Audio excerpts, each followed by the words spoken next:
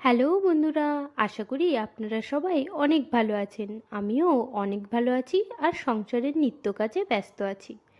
আজকে সকাল সকাল ঘরের সমস্ত কাজকর্ম সেরে চলে এসেছি রান্না করতে। আর বাচ্চাদের যেহেতু স্কুল ছুটি এখন, তো তারা আজকে সকালবেলা বলছে লুচি আর কালো জিরে দিয়ে আলুর তরকারি খাবে।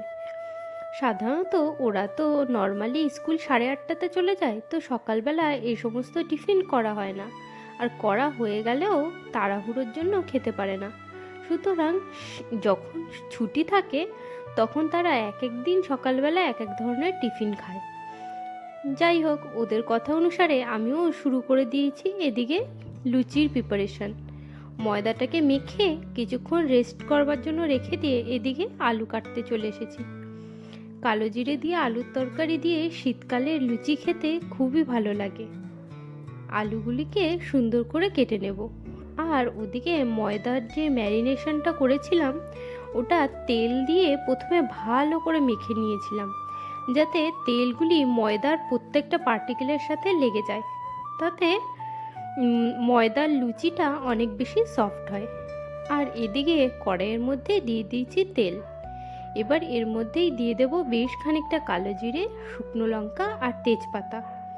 অনেকেই কালো জিরে দিয়ে যে আলুর তরকারিটা হয় তাতে তেজপাতা দেয় না, কিন্তু আমি তেজপাতা দিই। তেজপাতা দিলে আমার কাছে স্বাদটা ভালো লাগে। এবার দিয়ে দিলাম আলুগুলো। এবার হলুদ আর নুন দিয়ে ভালোভাবে তরকারিটাকে নাড়তে থাকবো।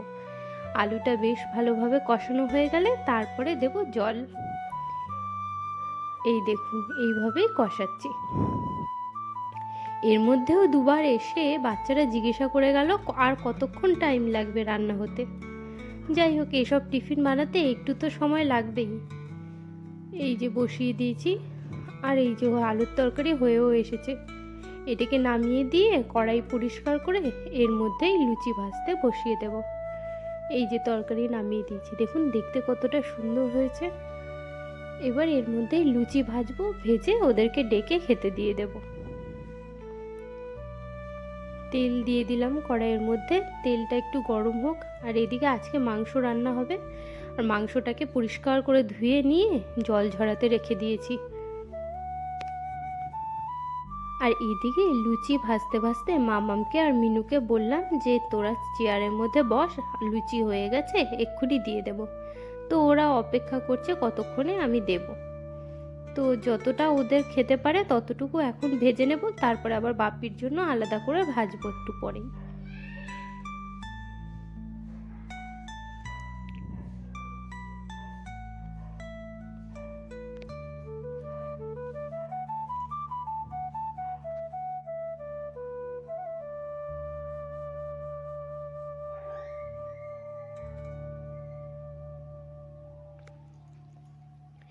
এদিকে লুচিগুলো ভাজা হয়ে গেছে, এবার ওদেরকে খেতে দিয়ে দিয়েছি। আর এই যে মিনু খাচ্ছে। আর এদিকে মামামও, ওকে জিজ্ঞাসা করছিলাম যে লুচিটা হয়েছে কেমন। ওর কাছে খুব ভালো লেগেছে আজকে। আর আজকে ওরা লুচি একটু বেশি করেই খেয়েছে। নর্মালি 4টে আর ওকে 3টে দিয়েছিলাম, পরে আবার 2-3টে করে নিয়েছে ওরা।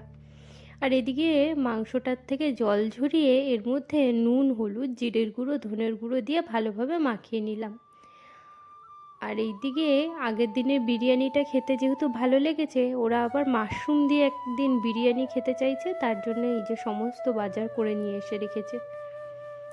এই যে পরে একদিন মাশরুম দিয়ে বিরিয়ানি খাবে।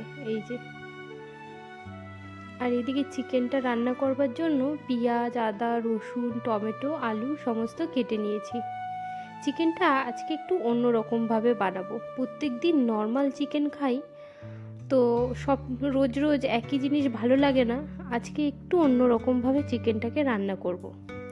কড়াইয়ের মধ্যে হালকা একটু তেল দিয়ে নিয়েছি, এর মধ্যে পেঁয়াজগুলো কেটে দিয়ে দিলাম। আর দিয়ে দিয়েছি একটুখানি নুন, যাতে পেঁয়াজটা একটু তাড়াতাড়ি ভাজা হয়ে যায়। কিছুটা পেঁয়াজ ভেজে নেব 2-3 মিনিট। তারপরে এর মধ্যে দিয়ে দেবো আদা আর রসুন। আদা আর রসুন দিয়েও বেশ খানিকটা ভেজে নেব। এই যে আদা আর রসুনটা দিয়ে দিলাম। এইভাবে চিকেন রান্না করলে স্বাদটা অনেক একটু অন্যরকম হয় আর খেতে ভালো লাগে। তো আমার বাচ্চারা এটা খেতে ভালোবাসে, তো আমি মাঝে মধ্যে এইভাবে চিকেন করি। এই দেখুন, এটা যে একটু নাড়াচাড়া হয়ে যাবে, এর মধ্যে দিয়ে দিতে হবে টমেটো। আর টমেটো দিয়েও আরও একটুখানি টাইম নাড়তে হবে।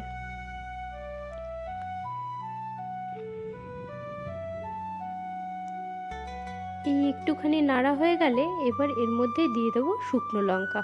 তো শুকনো লঙ্কা আপনারা আপনাদের পছন্দ অনুযায়ী দিতে পারেন, আর শুকনো লঙ্কা না খেলে আপনারা কাঁচা লঙ্কাও এখানে ব্যবহার করতে পারেন।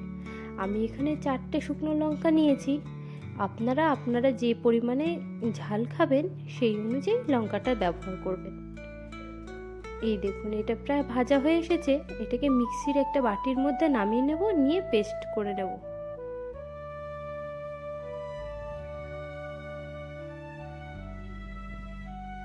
আর একই কড়াইয়ের মধ্যে একটুখানি তেল দিয়ে ওর মধ্যে একটুখানি নুন আর একটুখানি হলুদ দিয়ে ভাজতে বসিয়ে দেবো আলুগুলো।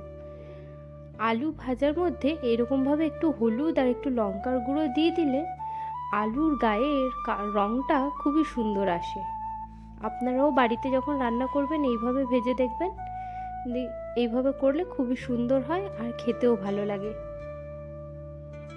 এই দেখুন, আলুটা লাল করে ভেজে নিয়েছি। এবার ওই কড়াইয়ের মধ্যেও আরও একটু তেল দিয়ে নেব, দিয়ে এর মধ্যে জিরে, শুকনো লঙ্কা আর তেজপাতা ফোড়ন দিয়ে দেব। আর ওই যে মশলাটা বেটে নিলাম ওটাকে দিয়ে দেব।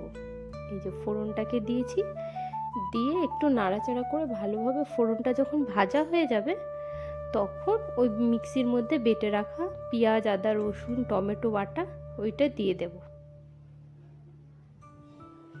এই যে দিয়ে দিয়েছি। এবার এটাকে ভালো করে কষাতে হবে। যত ভালো করে এই মশলাটা কষা হবে আর মাংসর স্বাদও ততই সুন্দর হবে। এর মধ্যে দিয়ে দিলাম 1 চামচ হলুদ আর একটুখানি লঙ্কা, কাশ্মীরি লাল লঙ্কার গুঁড়ো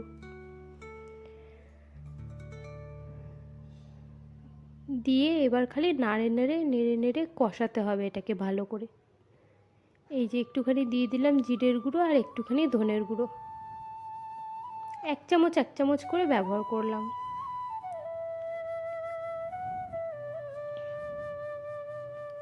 খুব ভালো করে কষা হয়ে গেছে আর দেখুন তেলও ছেড়ে এসেছে। এবার দিয়ে দেব ওই মিক্সির বাটি ধোয়া একটুখানি জল, আর এই জলটাকেও ভালো করে নাড়তে থাকবো।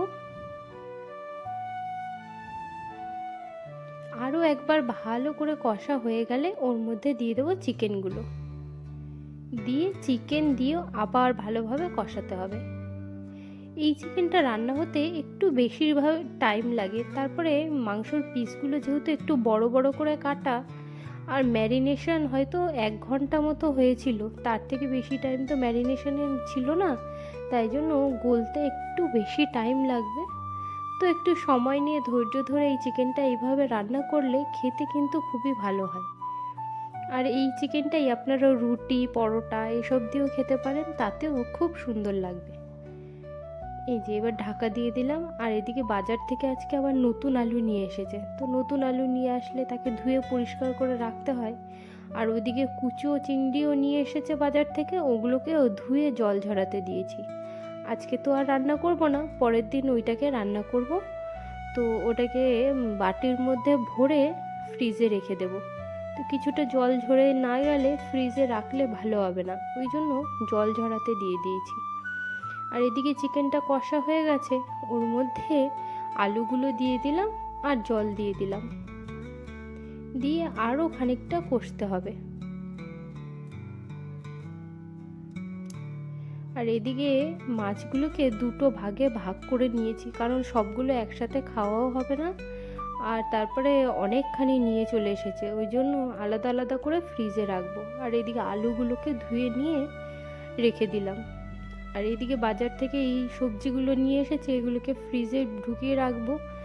আর এদিকে সবজির খোসাগুলোকে সব এক জায়গায় করে নেব, এগুলো চলে যাবে ছাদে, ওগুলো গাছের খাবার। আর এদিকে মাংসটা একটুখানি জল দিয়েছিলাম, তারপরেও ভালোভাবে কষা হয়েছে। এই দেখুন, এবার ফাইনালি ঝোল দিয়ে দেব। মিক্সির বাটি ধোয়া জলটা দিয়ে দিলাম। আর এখানে ঝোল আপনারা পরিমাণ মাফিক দেবেন, যে পরিমাণে ঝোল খাবেন সেই পরিমাণে।